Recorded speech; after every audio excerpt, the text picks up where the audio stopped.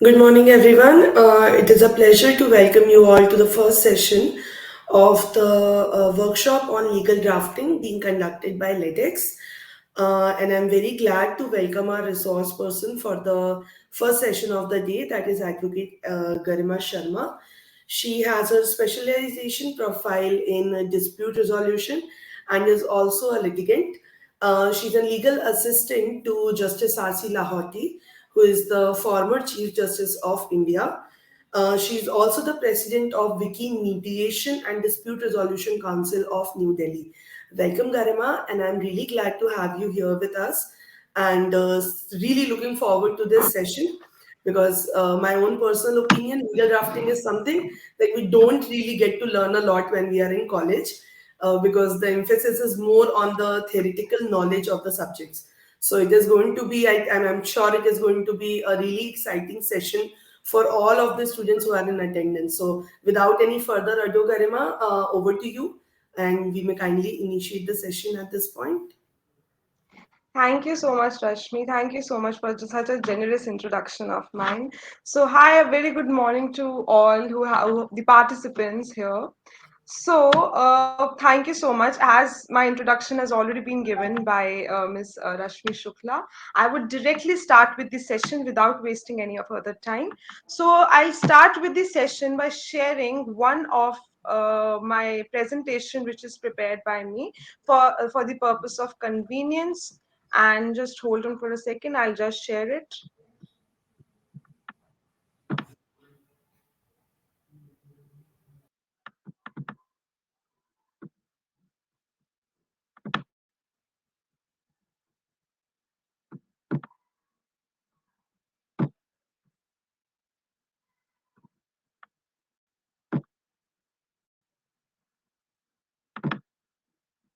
Yes. So is it visible? Can Rashmi help me that is it visible or not?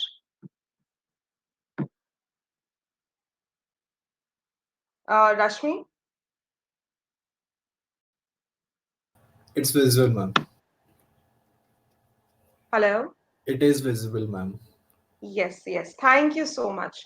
So, moving further, so I'll try to cover those things, those aspects of law, of legal drafting, which hasn't been discussed, which are usually not discussed in law schools.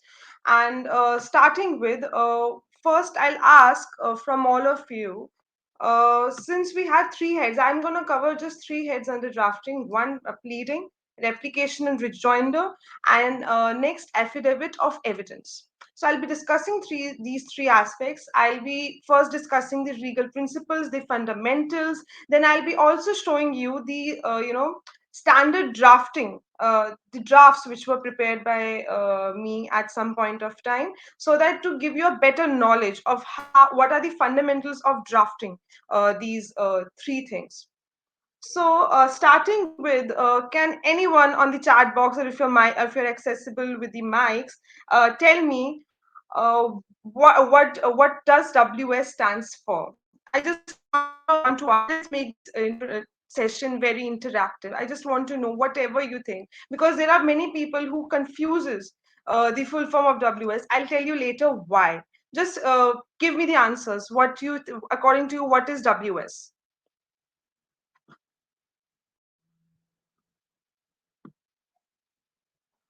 We have people on the chat box.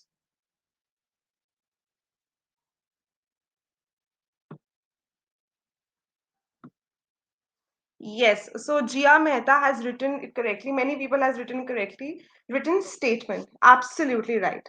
So, can anyone tell me what's the difference between written statement and written submissions?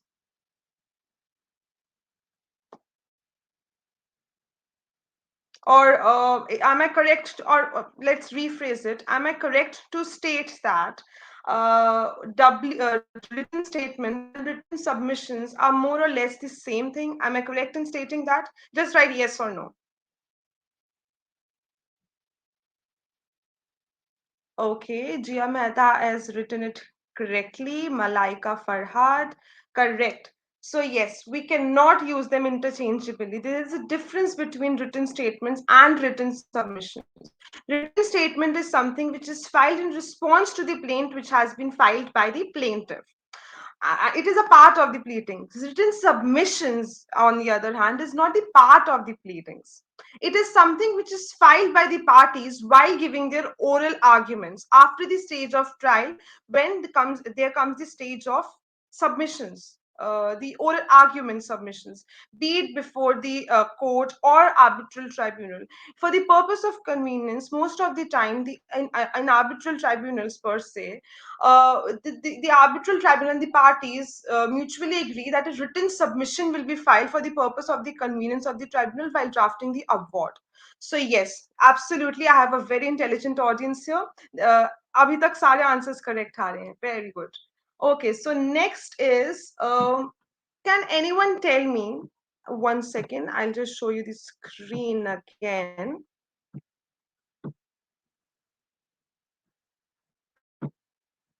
Yes. So we are done with pleadings. Under pleadings, we have plaint and WS. So can anyone tell me why I have not written replication or rejoinder under the head of pleadings? Why it's not the part of pleadings? Can anyone define this? Why I have written it separately? Or is it not part of pleading? Have I written it correctly? Have I not written it correctly?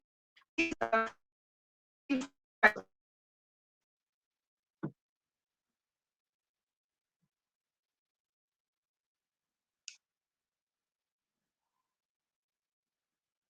Mm, are we having answers?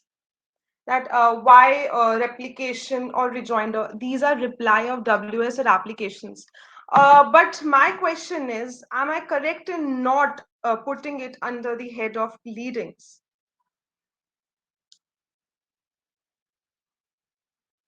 What are these two things? I'll come to that later.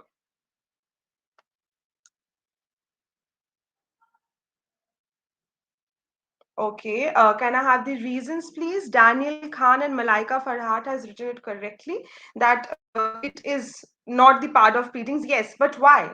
Can anyone write down the reasons? Just one line would do, two, three words would do, I'll understand.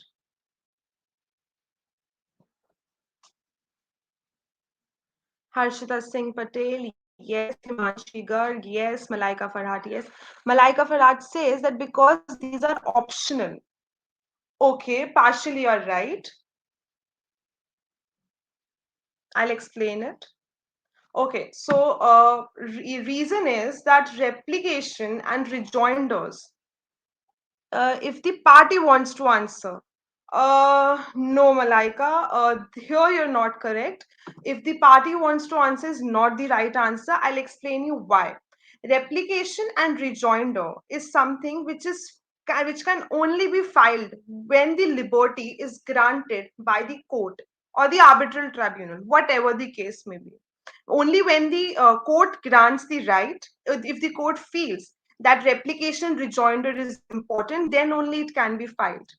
A replication is a written statement, is not filed nor permitted to be filed ordinarily, you see, much less in routine. We have Manali Saxena because these are the answers and cannot be introduced through. Vaibhav Kaushik writes rejoinder at the discretion of court. Yes, yes, this is the right answer. Rejoinder at the discretion of the court. So, as I stated, a replication to written statement. Replication is filed to a written statement and is not filed, nor it permitted to be filed ordinarily. First, the party has to file the application to file the replication or rejoinder, whatever the case may be. And the replication can be permissible by the court only in three circumstances. Number one being when it is required by law. Number two being when a court claim, when a counter claim is raised or a set off is pleaded by either of the party. Number three is when the court directs or permits a replication being filed, as I've already stated, and how it can identify whether it can be filed or not. I have a question. What is a replication rejoinder in the first place? I will come to the part to that part later. I'll gonna discuss this as well. Jia Mehta, let me just understand this, why it is not a part of the pleadings and why it is filed on the liberty of the court, or liberty being granted by the court. Just hold on for a second. So, court would direct or permit replication being filed when having scrutinized the plaint and written statements. The need of plaintiff joining specific pleadings to a case specifically, and you see, newly raised and written statements is felt. Such a need arises for the plaintiff introducing a plea by way of a confession or an avoidance. So a plaintiff seeking leave of the court has to be present before it, the proposed replication. On applying it mind, the court may grant or may not grant the permission to file replication or rejoinder. A plaintiff seeking the leave, and a third point being a plaintiff seeking the leave of the court has to present before it the proposed replication, as I already suggested. On applying its mind, the court may grant or may not grant. And a mere denial of defendant's case would not be, accepted by the court if the defendant just, or the opposite party, I'll come to the difference later, or the opposite party just have to, deny the pleadings which are being stated by either of the parties. That at then at that time it cannot be permitted. It can be permitted only when a substantial uh, a substantial fact has been raised in that particular application of rejoinder. Okay, so and also I'll come to the part. Also, you can find out the reason why replication rejoinder can only be filed when it is permitted by the court. It is clearly defined under Anant Constructions matter. The full name of the judgment is Anant Construction Private Limited versus Ram Nivas. It's a 1994 Delhi High Court judgment, and in this judgment it was clearly defined when and when not a replication rejoinder must be permitted. So you may go through that judgment as well for better understanding. Okay, and now coming back to Ms. Jia Mehta's question, that what's the difference between a replication and a rejoinder? So it's a very thin line difference between these two things. You know what are the pleadings? Pleadings have the plain, pleadings have written statements. Then what happens? So replication is a pleading by plaintiff in answer to defendant's plea, and rejoinder is a second pleading by defendant in answer to plaintiff's reply. That is the replication. So I hope Jia Mehta and everyone out there in the session would have a clarity on what is the difference between a replication and a rejoinder. This difference is also given in the case of Anand Construction matter. I'll just write down the citation for you all. One second. Anand Anand Construction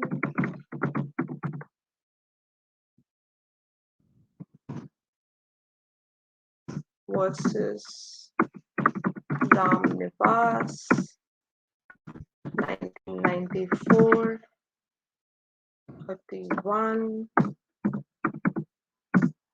DRJ, and 205.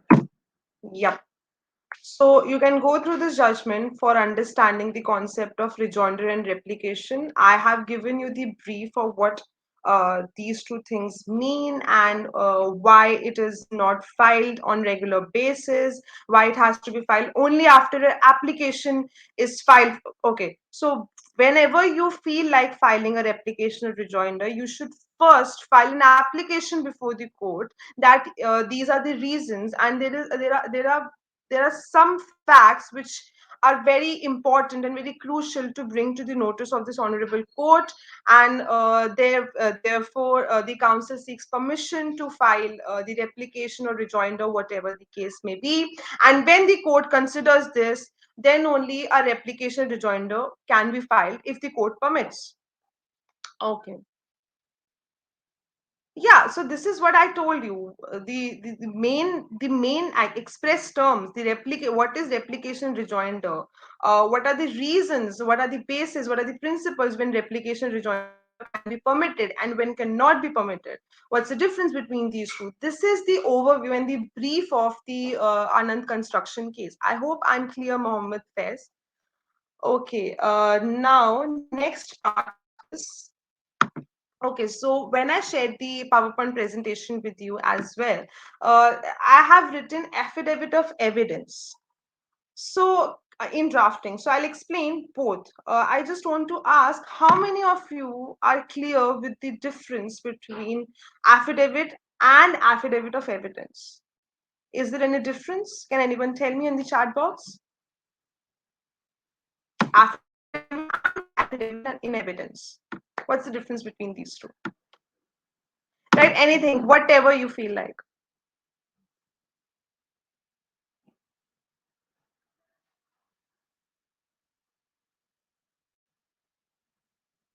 Okay. Okay. I understand. So there's a thin line, there is a vast difference actually between the affidavit and affidavit of evidence. So affidavit is something which is to tell the court by the client that okay, I am filing this particular pleading, plaint, application, rejoinder, WS, whatever pleading, whatever application, whatever reply is filed before the court, it has to be attached with an affidavit. Affidavit is signed by the client. It is written on behalf of the client. The client states in the affidavit that I'm aware of all the facts and everything which is written in the pleading or application or reply. And yes, yes, absolutely. An affidavit is a legal binding oath. And we have affidavits are documents used to declare facts in writing and can either be used as support documents or as evidence in courts. An affidavit for proof of address or simply affidavit of residence is a document is that is used to legally prove a person. Mohammed Faiz says. Yes, Mr. Faiz, you're absolutely right. I just want to explain you, okay, you cannot use affidavit and affidavit of evidence interchangeably. There's a difference between these two things. You're right, affidavits is a note. Affidavit is something in which the client declares that whatever has been filed before this court, it is under my knowledge, and whatever have been written in the pleading, it is under my instructions that my lawyer has written it. Affidavit of evidence, whereas, is something when it is actually filed mostly when examination in chief part is chose to be skipped by the parties or by the court. Usually, affidavit of evidence practice is followed before the arbitral tribunal. Mostly in courts, affidavit of evidence is not followed. Examination in chief part is followed. So I hope all of you must be aware of what examination in chief is, because it is taught in law of evidence only. And how much emphasis does the type of citations have? Which form is better, MLA or Blue Book citation? Okay. Uh, okay, so yeah, so already the organizers have got the answers from our very intelligent audience. So Blue Book is the correct answer. Anyway, I'll come to that question later. Affidavit under section 139 is a statement in writing made before an officer of the court authorized to administer oath. Simply, it's a legal binding oath. Yes, yes, absolutely. Everyone is aware of what affidavit is. My question is, what is affidavit of evidence? When it is used? Affidavit of evidence is used in place of examination of in chief part. Usually used at the time of trial, just before the cross examination. Examination in chief part is when the lawyer, you must be aware, you must have experienced when the lawyer asks questions to his own client from some making some material facts, material facts for the court. Whatever the questions they feel like can be questioned.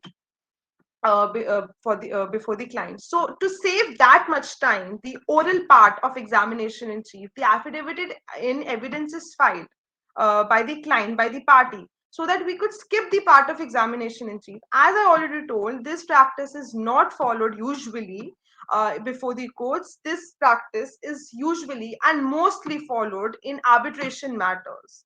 In arbitration, affidavit of evidence is filed in place of examination in chief part, and cross examinations can be done later on the basis of affidavit of evidence. I hope I'm clear in making the difference between affidavit and evidence. If not, you may let me know on the chat box. I can repeat it one more time. So, okay. And also, okay, my next question is, what do you think, what conveyance is? Okay, I've written what is drafting. Drafting, I've mentioning three parts in drafting: pleading, replication, rejoinder, affidavit of evidence. These all comes under the part of pleadings. What is conveyancing? Can I know that? Can anyone tell me what's conveyancing and how is it different from the term drafting?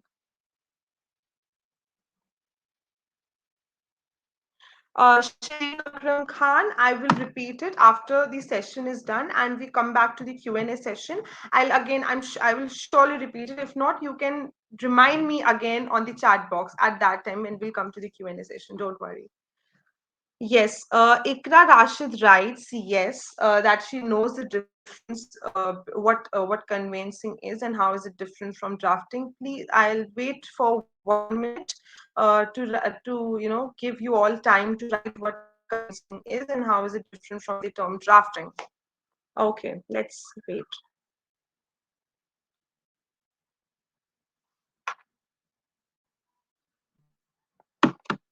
Legal document of transferring property. Okay, can we have other answers as well?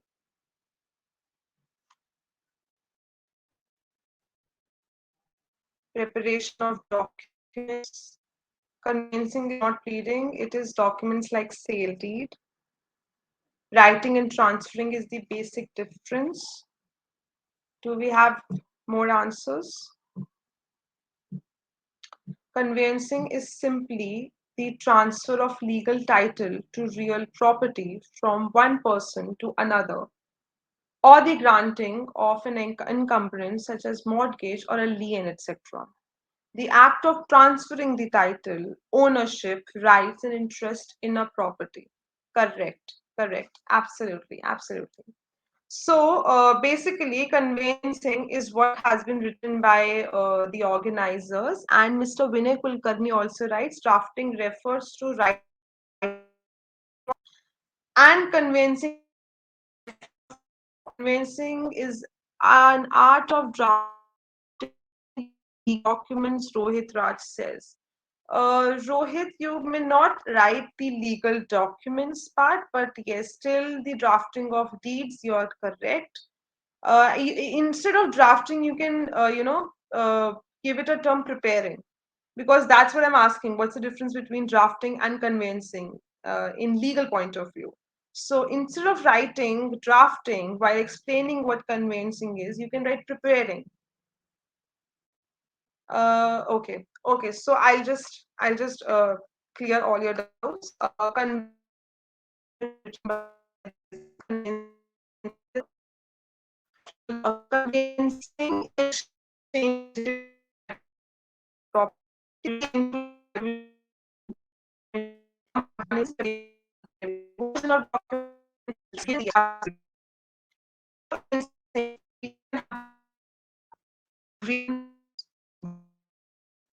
attorney notice. Is anyone such? Garima, I'm really sorry. I think there is some technical issue. You are interrupting a little bit. Okay, 1 second. Yes, there is some problem with the network. Am I audible now only? Not properly, but yes, better than before. Is it clear? Yes, yes, yes. Yes? Yes, yes. Yes. Thank you. Thank you so much. Okay, so I was talking what all is included in conveyancing aspect, deeds, agreements. Rohit, now am I audible? Am I audible now? Am I visible now? Please write yes or no. I'll just work on the network issue. I cannot help it. This is all technical glitch. Okay, great. Yes, it's fine. Just let me know on the chat box that if I'm audible or not. I'll just get it done. Okay, so I was talking what conveyancing is. It includes deeds, it includes agreements, it includes will, power of attorney, notices, etc. So everything which is not filed before the court, you can term it as conveyancing, but obviously it should be having the legal uh, encumbrance to it. Okay, thank you. So coming back to the PPT, I'll just come back to the PPT now. So now I won't be able to see the chat box properly, but you can let Ms. Rashmi Shukla know that if anyone has asked any question, uh, I'll address it. Okay, is the PPT visible? Can anyone let me know by Yes, switching ma'am. on the mic? Yes, thank you so much. So this part has been cleared, I believe. Next, going, so legal principles of drafting a plaint. So this is something which you must have already studied in your law school. I won't emphasize much on it. I'll just try to emphasize on those aspects which usually are not taught in law schools. For example, I told the difference between replication. I told you the different replication and rejoinder, and how is it different from the pleadings. What is the case law? You must study for understanding the aspects of replication and rejoinder, and when it has to be filed, when it does not has to be filed, and the difference between affidavit and affidavit of evidence. So till I think everything is clear. Come in now. Just a very, I'll just take 2 minutes in brushing up your memory on the legal principles of drafting a plaint, the law which explains the principles of plaint or pleading. Order 6 CPC talks about pleadings. Order 7 plaint principles are pleadings to state material facts. True, pleadings must not state evidence. Yes, it means that you should not, yes, there's a difference between two things. Okay, can anyone let me know what do you think the difference between annexure and exhibit? It's a very interesting question. Many law students, including me when I was in law school, was pretty confused about what is the difference between annexure and exhibit. If you have done internships, you must be knowing somewhere we write exhibit, somewhere we write annexures. What's the difference between? Let's talk about this now. I'll come back to the PPT later. Can anyone write it on the chat box?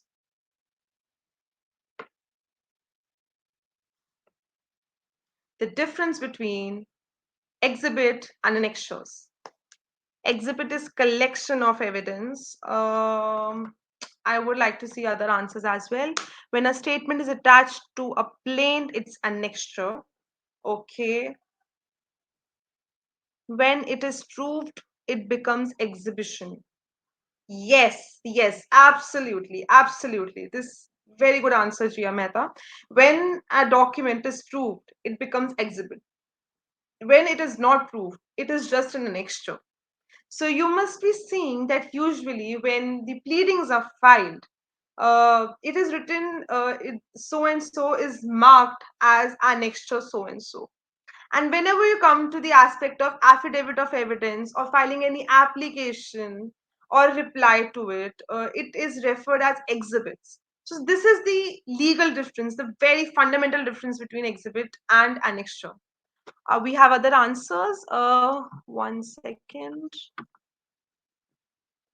When a particular document is annexed to a plain written statements or petition, etc., such document is required to be proved. When it is proved, it is exhibited. Correct. When the documents are attached to the plaint or complaint, it is annexures. Absolutely. Vaibhav Kaushik writes, when it is required to be proved, it is annexure. When proved, it is exhibit. Absolutely. Ma'am, please explain the fourth point of principle. I'll come to that. Don't worry. Uh, the organizers write an appendix is a supplementary document attached to the end of a writing. The annexure is something that is attached, such a document to a report. Uh, okay. When we so coming back to the point, most of the participants have written it correctly. Yes, the difference between exhibit and annexure is that exhibit is an approved document, annexure is yet to be proved. Absolutely correct. Good work. So coming back to the PPT. mm, Yes, is it visible? Can anyone tell me yet again?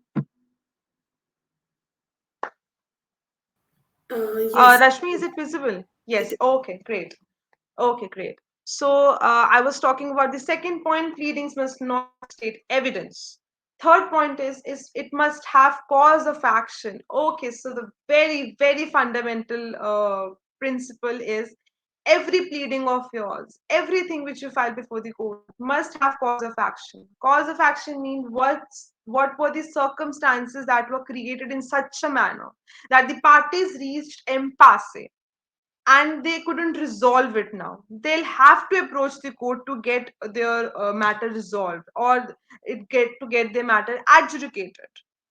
It is very important to write down the cause of action. Next is facts showing that the court has jurisdiction. So you must have seen that when a defense is filed by the defendants or the respondents, uh, they write that the honorable court that the present petition or suit or what application is not maintainable. So they write down, they state many reasons. In one of them becomes the jurisdiction aspect, that the present court or the present tribunal doesn't have the jurisdiction to entertain this particular matter. So this is what the jurisdiction part is. Third is relief claimed or prior. Yes, this is also a very important part.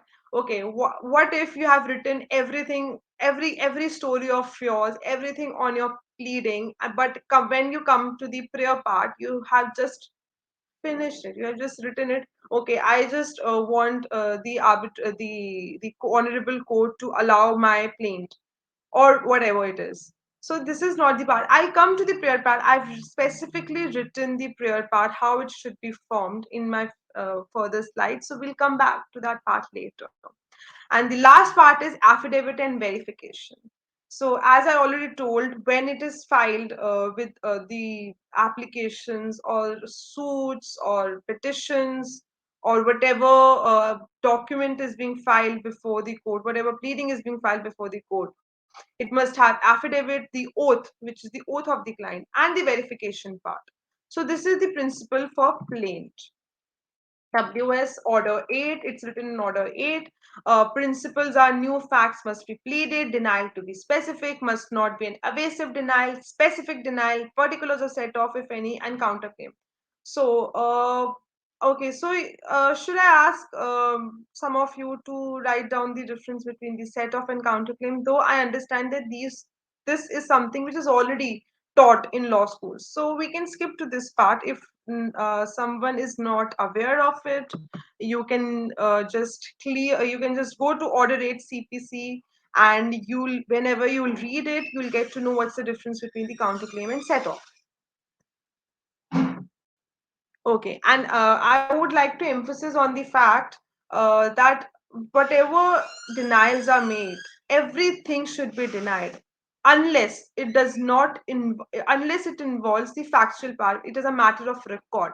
I'll come to the sample part as well later. So just for a fundamental understanding, it is important to know that every allegation which is made by the plaintiff, it should be denied by you. If it is not denied, it means that you have agreed to it, which you have not. You may get stuck later on. The judge may ask that you have not specifically denied it. So that means you have agreed to it. So make to be very sure that every allegation which is made by the plaintiff is denied by you as a defendant. Okay, so this is the plaint. This is one of the civil commercial suits which was filed. I have hidden the names of the parties. So this is the index part. Whenever you file a plaint or a suit, indexing is a must. Never skip the indexing part. Notice of motion, urgent application, court fees, opening sheet, memo of parties, list of dates. So this was a suit for injunction and damages and a statement of truth. So I'll just tell you what it is very easy to defend a case, but it is difficult, very difficult to make a case.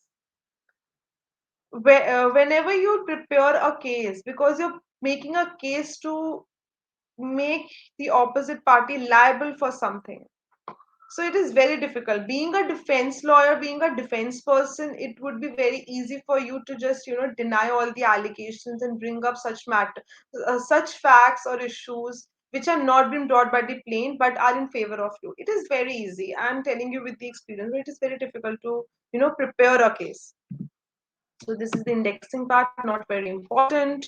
This is the standard format of preparing a plain. So in plain, just make sure few things that the title should be there, the jurisdiction should be written above.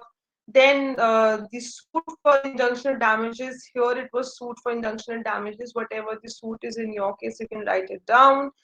Very important, to every pleading or application of yours, it should be written most respectfully show it. If it is not written, you will be in a trouble. So be very sure that it is written.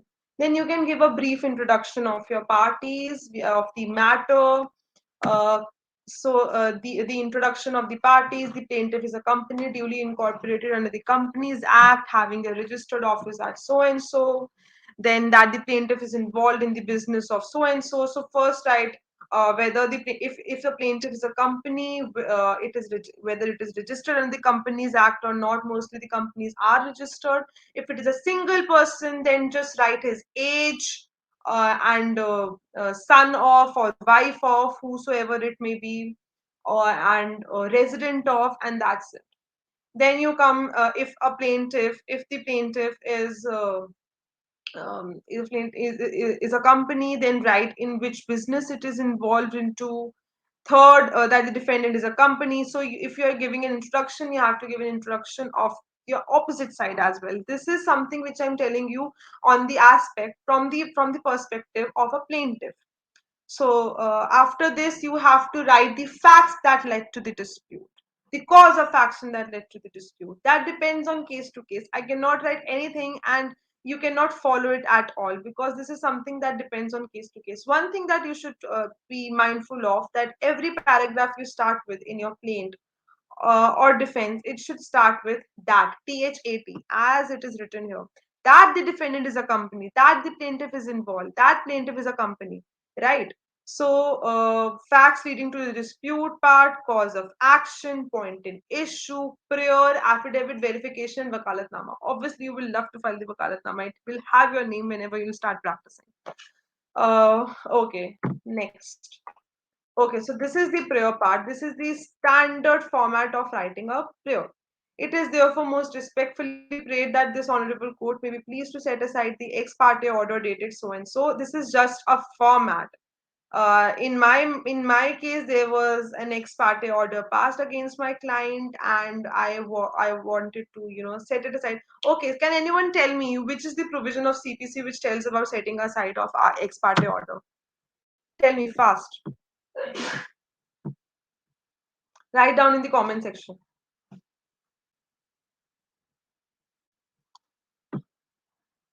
Do we have the answers?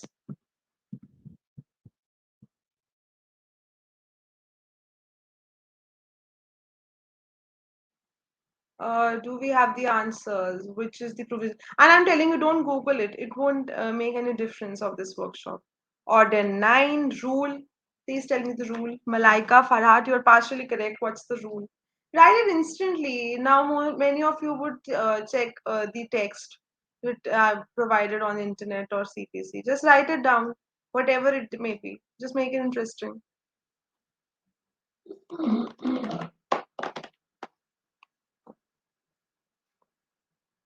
No? It's okay.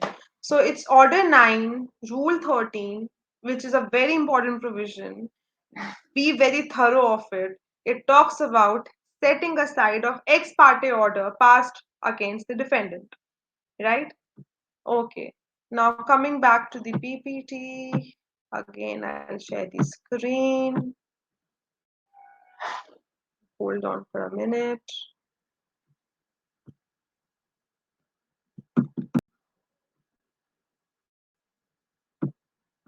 Yes, I hope it's visible now, Rashmi.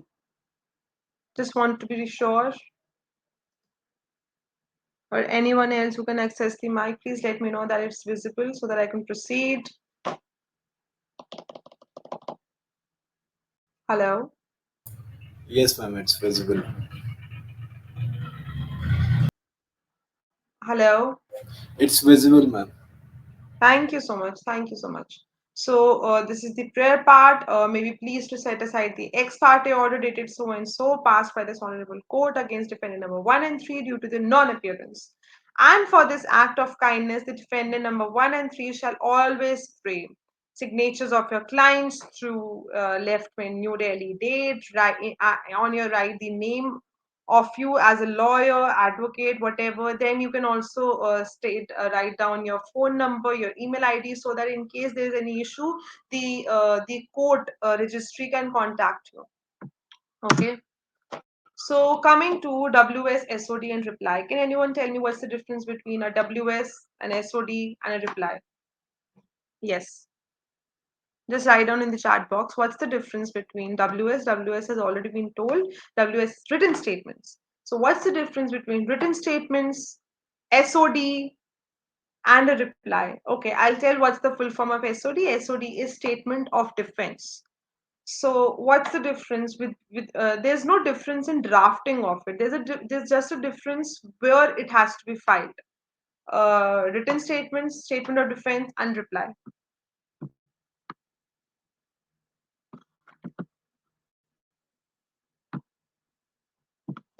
Do we have any answers?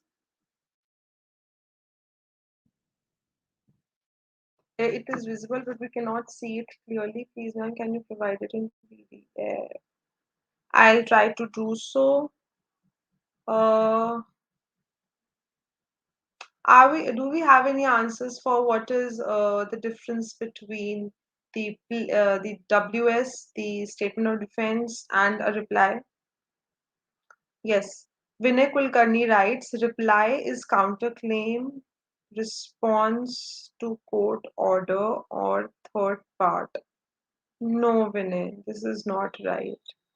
Dave Kaur writes written statement should be filed within 30 days from service of summons on him. No, that's not what I'm asking. I'm just asking what is the fundamental terminology difference between written statements, statement of defense, and a reply.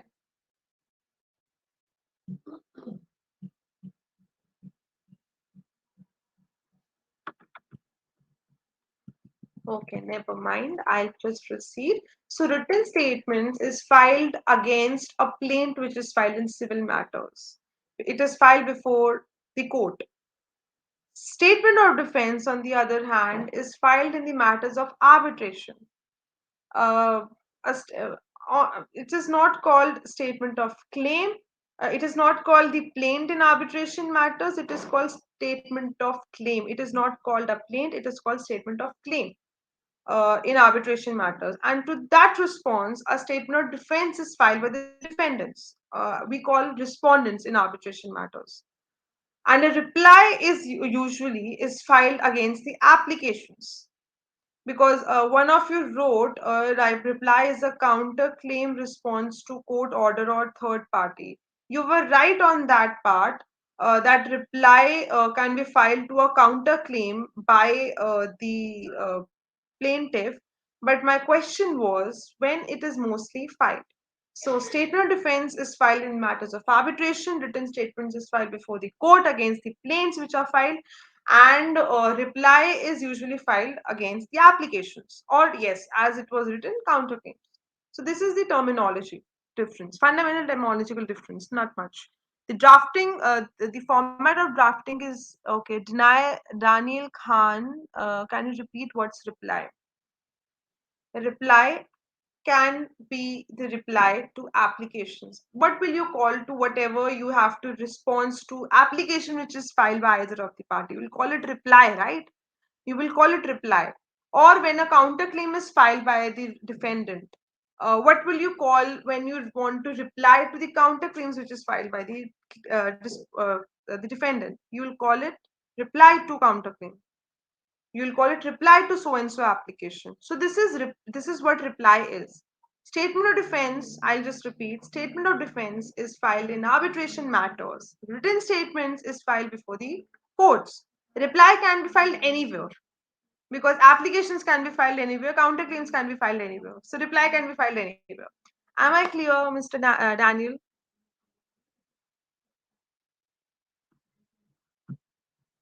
Okay. So coming back to the PPT.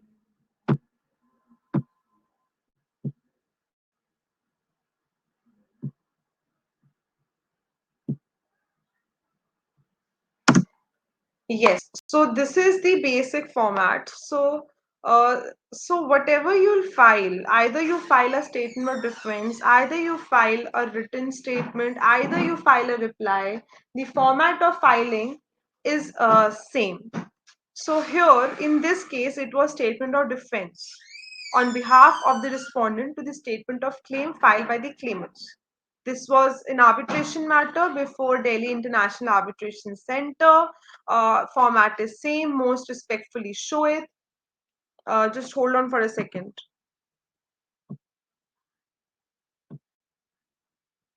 Just hold on.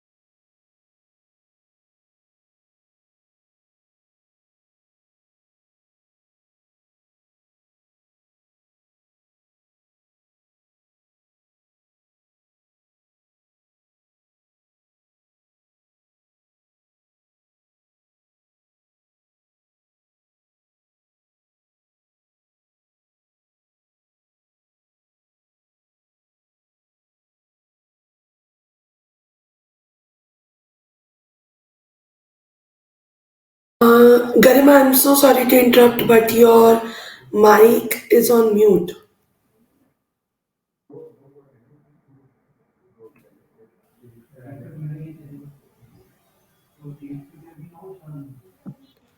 Yes, now it is on mute. Again, it is muted.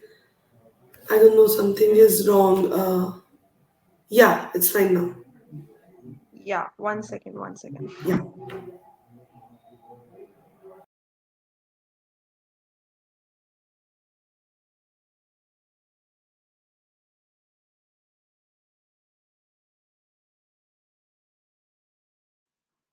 Yes, really sorry. I didn't realize that I was on mute.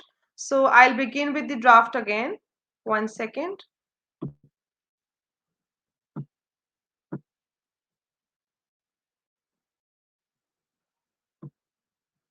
Yes. Is it fine, Rashmi? Yes, it is fine now. Yes, absolutely. Good. So I was talking about, I'll begin here from here only as I didn't realize I was on mute. So yes, this is an arbitration matter. So whatever you file WS, you'll file SOD, you'll file a reply. The format will be a standard format for the defense part. So the starting is most respectfully show it preliminary objections or submissions. So each and every time you file a defense, first you should write down the preliminary objections or submissions.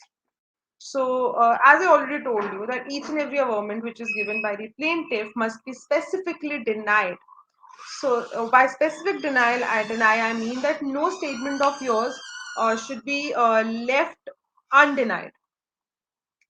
At the outset, it is stated that the respondent herein denies each and every averment as stated in the SOC, except those which are matter of record or which have been specifically and expressly admitted herein. Accordingly, it is most humbly submitted that there may not be deemed to be any admission on the part of the respondent herein for want of specific traverse or denial. So, by this, you have made yourself very clear. Okay, hello. Okay, there can be a matter of record which is filed by the plaintiff or the statement of claimant, but I may not, I may agree with the matter of record, but I will specifically and expressly deny or admit those things according to my satisfaction. It is deemed to be an admission on the part of respondent herein for want of specific traverse or denial. You have already made yourself very clear that you will make each and every averment in denial, in a specific denial, if you feel so. The initial part is over. I've skipped few points because that's a factual part. Coming to the parawise reply, you have to, as I already stated, each and every averment made by the plaintiff or the claimant has to be specifically denied. That comes when we come to the parawise reply. That the contents of corresponding para number 1 of the statement of claim do not pertain to the answering respondent herein and as such merit no response. However, contents which are not matter of record are denied to by the answering respondent herein and in respect of which the claimant herein is put to strict proof.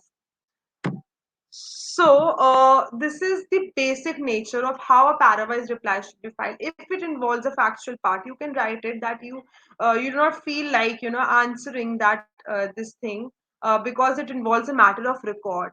But those which involves the allegations or averments that are denied by the answering respondent and the claimant is put to strict proof to this, right? Then we come to the verification part. Affidavit, I'll come to that later. Affidavit is very simple. Wherever you go for internship, you'll get a sample of affidavit and verification. So it's something which you don't have to be bothered about much. Affidavit of evidence now. So this is affidavit of evidence part. This was okay.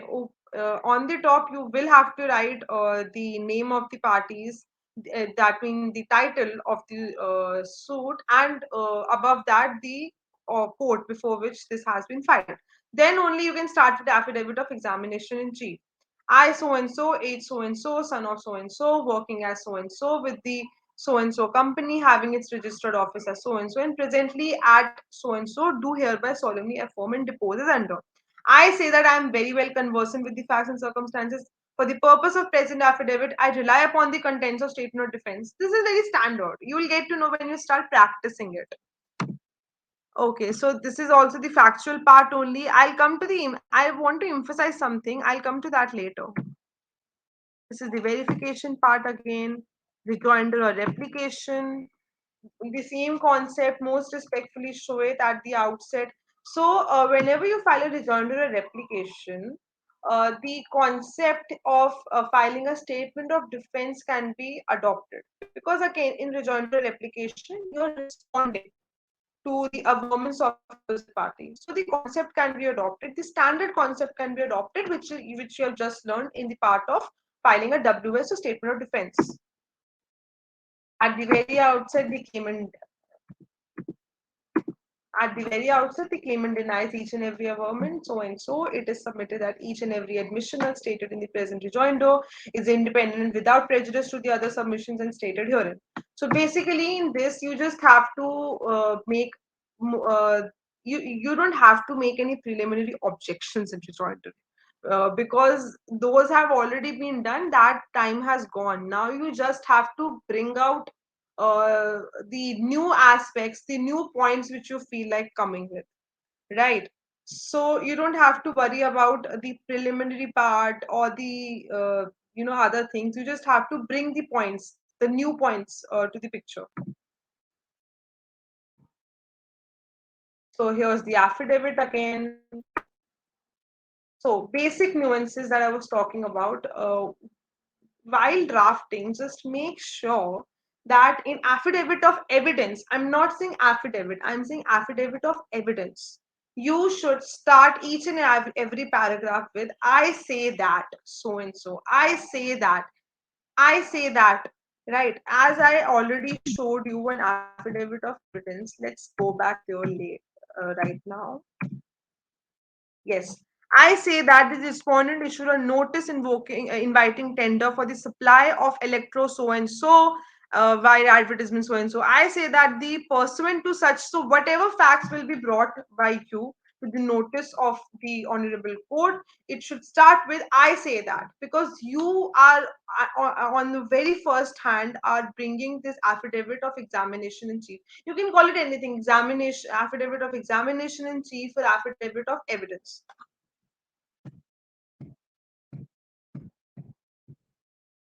So, yes, and every pleading, replication, rejoinder. Pleading, meaning there were every plaint and WS, replication, rejoinder, should start, the paragraph should start with that. The drafts have already been showed to you. You have to start your paragraphs with that so and so, that so and so. No paragraph should start with without THAT, right? So yes, that's all. Thank you very much. I'm open to questions now. Let's have a discussion. I hope I have made myself very clear on the aspects. If not, feel free to pose questions so that we can discuss it yet again. Yes, thank you.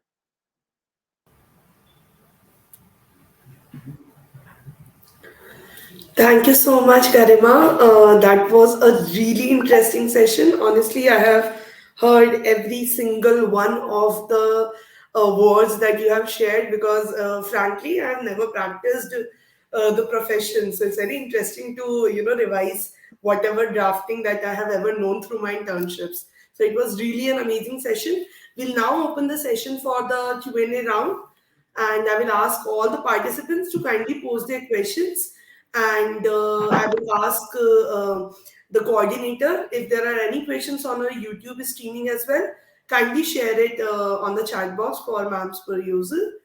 And I ask all the participants in the session to kindly ask whatever questions they may have. We'll have the next 10 minutes for conducting the question and answer round.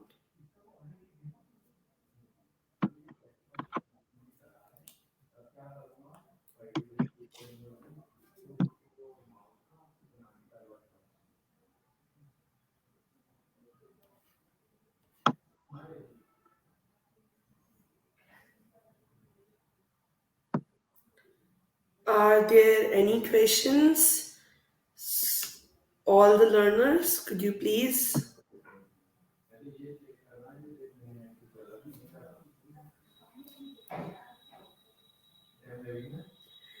All I can see is a student asking for all of these formats that you have shared with them. And I think you have had a very interactive session.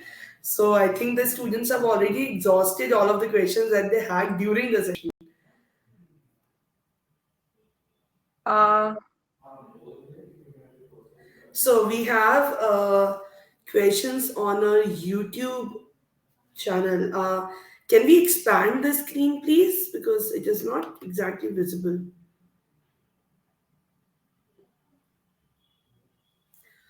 Garima, are you able to see the screen clearly? Not really. Can you please zoom it a little?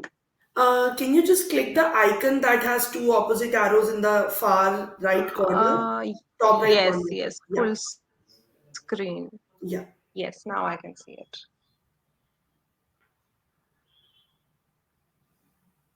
There are few Where to questions. start from? Just let me know. Yeah. Yeah, please, you may start. Okay. Hold on for a second. Can we start from the beginning? Whoever is handling this, Siddharth Shukla. Let's start from the beginning, whatever it is written there. This is the Yes, first question, I think. yes, is denial in toto at the commencement enough? Is denial in toto at the no, no, not at all. That's what I've written. At the starting and at the time of preliminary objections, you're just giving an overview. You, if there is a matter of record, you will foresee it. But if there is any allegation, you'll specifically deny it. That's why we have parawise reply.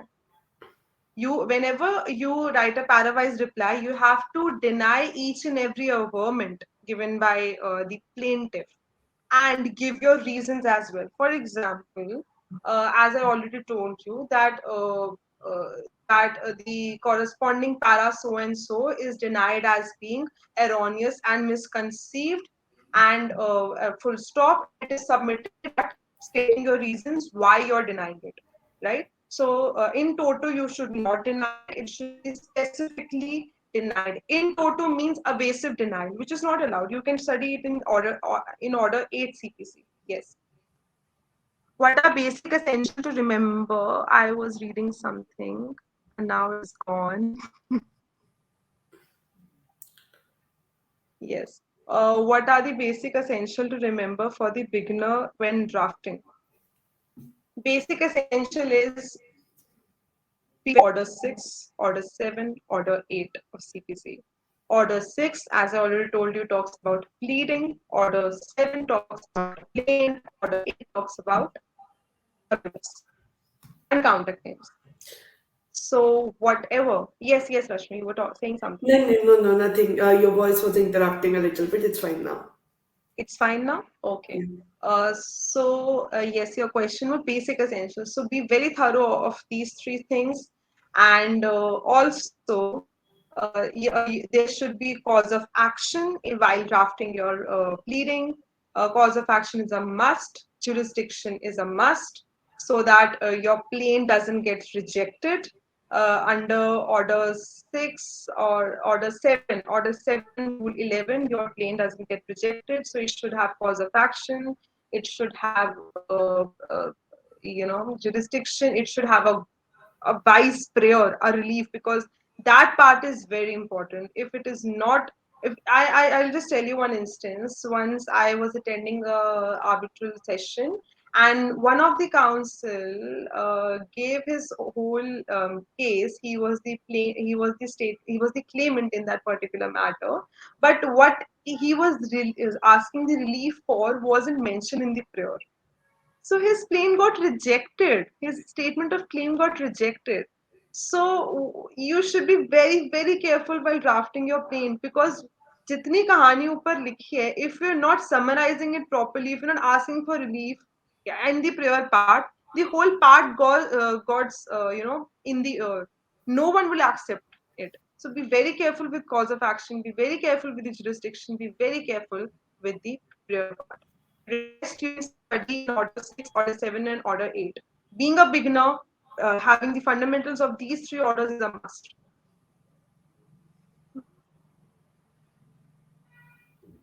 Can we have further questions?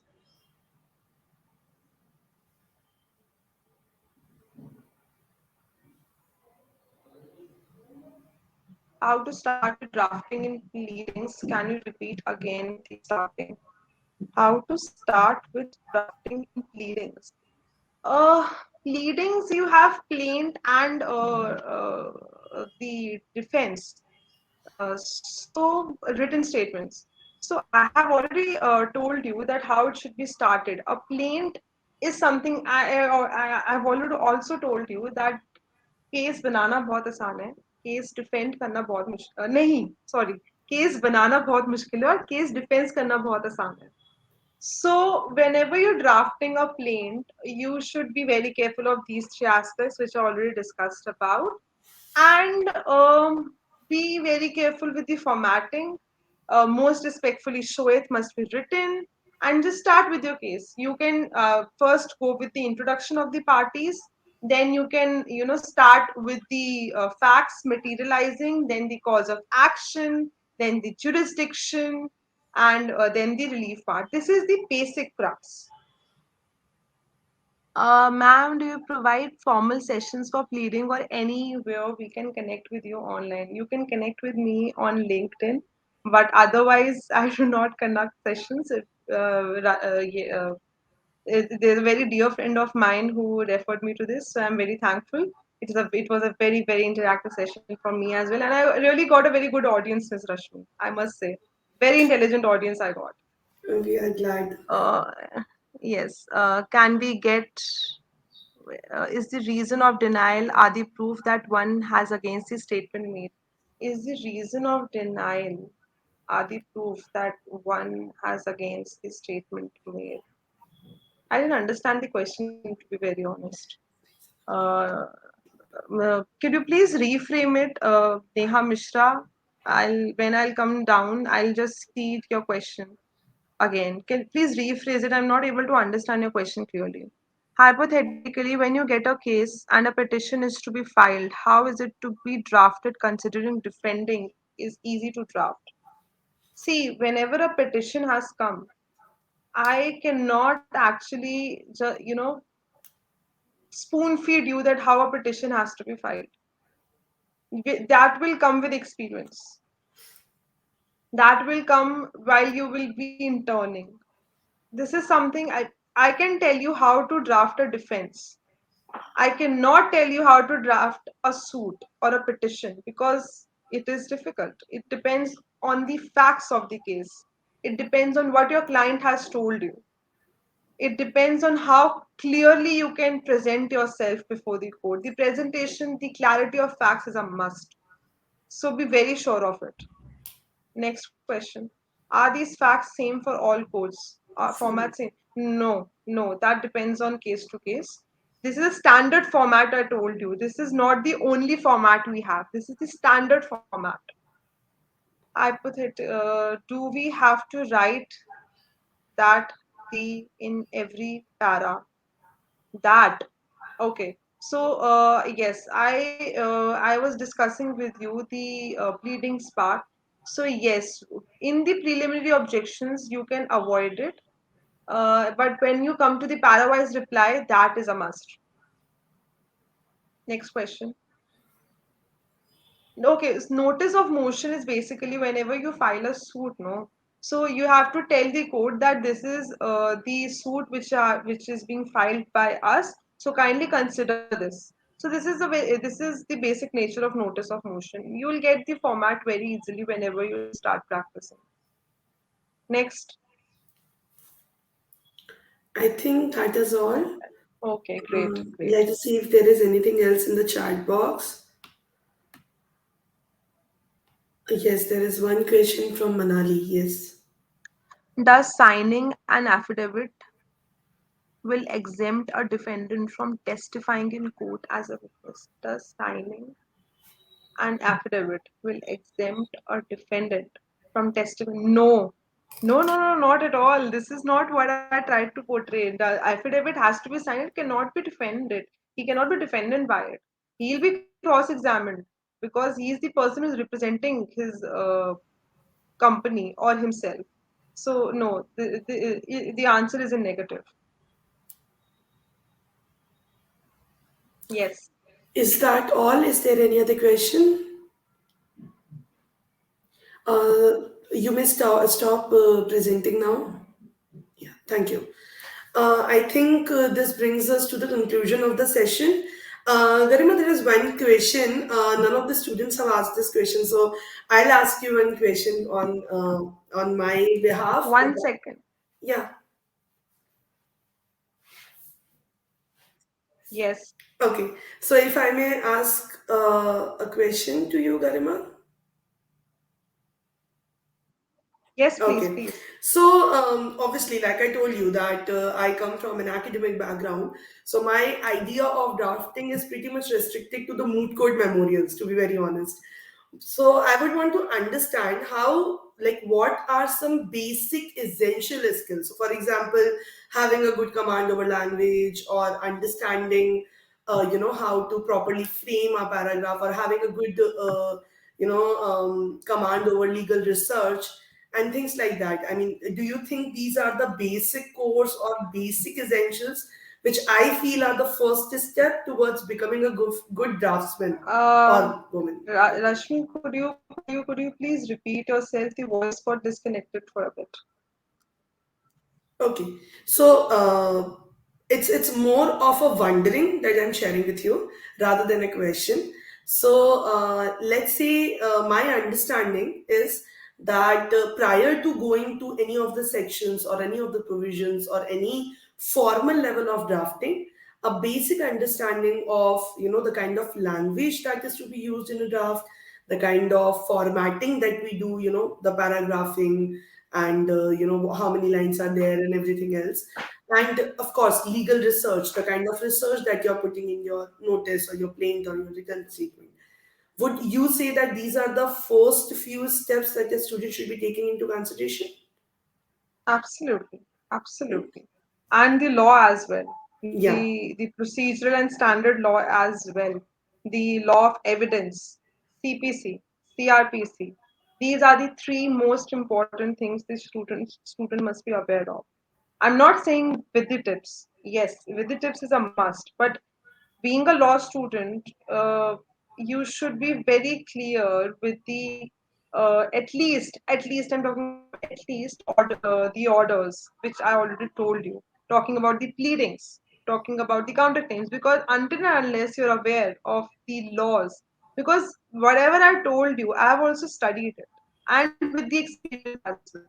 The rejoinder replication part is nowhere written in CPC. This is what is the law which has been made by the court under Anand Constructions matter. Just hold on, Rashmi. I just have to, connect my laptop with the charger.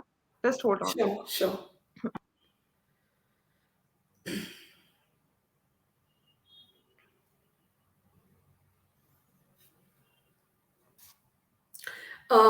If there is any other question, now is the time to put it up for consideration. Otherwise, we'll be concluding the session at this point with, of course, ma'am's due permission. How should I prepare for criminal drafting?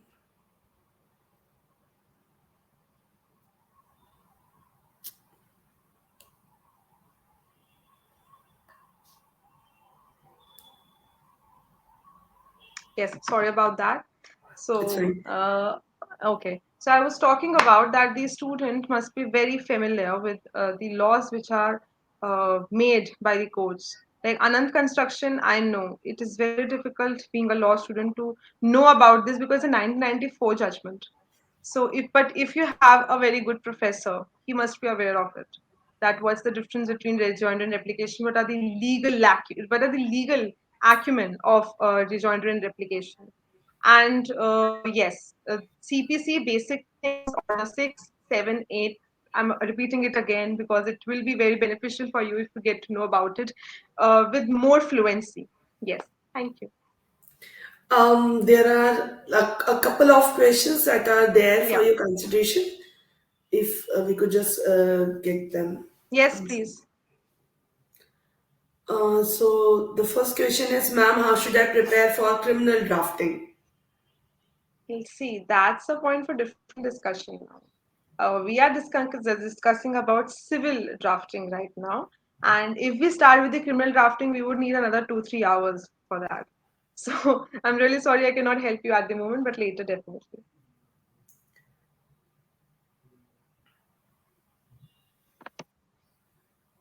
Yes, will the Chambers lawyer provide them? See, if you are working with a very, very good chamber, very good lawyer, the person who understands that explaining and making your juniors learn is also a very important aspect. And if you have made your position very clear, that yes, you're a sincere person, you are a person who is willing to work, they will ask you to draft something, and for that you will be needing the drafts which they have made. So yes, they will provide it. Of course, if you want to work, if you convey this to them that with the help of the drafts, you'll prepare a matter, present matter with the help of the previous drafts. They definitely provide it. There's no question to it. Chief examination in chief, you mean? Yes, you can study law of evidence as well. For that, section 137, I guess. I may be corrected. Section 137 is the main provision of law of evidence, which talks about examination in chief part. And basically is when the lawyer makes questions, poses questions to his own clients before the court to make their position very clear. And then the cross examination of the same client is made by the opposite counsel. So, this is the concept of examination, the trial part. should we prepare for contract drafting? How should we prepare for contract drafting? See, that's a conveyancing part. That's a different point of discussion. I cannot discuss this right now, but later maybe. What's the maximum time we can get in filing WS in 30 days? Or read Order 8. We have 30 days for it. Order 8, Rule 1. Yes, and a limitation. So condonation of delay can also be filed. It is written in Limitation Act, Section 5. You can go through it as well. Standard format for drafting a contract. Yes and no. It depends. Or does it differ on case to case basis? As I already told you, it depends, Asmita. The answer is yes or no, and that would definitely depend on the issue which has come to you. There's a standard that, yes, there's a standard, and you will get to know it when we'll have a discussion about it. There's a standard, and but we'll have to make few changes later on. Can I do internship? We can have this discussion later. Mom, with Pez. I think we conclude the session at this point, Garima, with your due permission. Yes. All Yes, right. please. Thank you. Thank you. Thank you so much for all the students asking about contract drafting, criminal drafting, and even further on civil drafting. We are initiating a certificate course on 21st of February, which will in detail a week-long course it will be, in which you can understand the different drafting techniques of all kinds, that is criminal, constitutional, civil, contractual, etc. So if you want to have a detailed understanding, then you may enroll yourself for that course. Having said that, Garima, thank you so much for such a wonderful session with us today. Thank you. Personally, I learned a lot. A lot of my concepts got a revision, for which I'm very thankful to you. And as I can see the response from the students, I think the students have got to learn a lot as well. So thank you so much for giving your invaluable time to us. And I really hope to have you associated with us for more such further sessions as well. Thank you so much, Rashmi. Thank you. It was lovely, lovely giving a lecture here. Thank you. Thank you, Garima. On that note, we'll conclude this session. We have a session in the evening as well. So all the students, you may join the session at 6:30 p.m. And for now, we will conclude this session. Thank you so much. Thank you.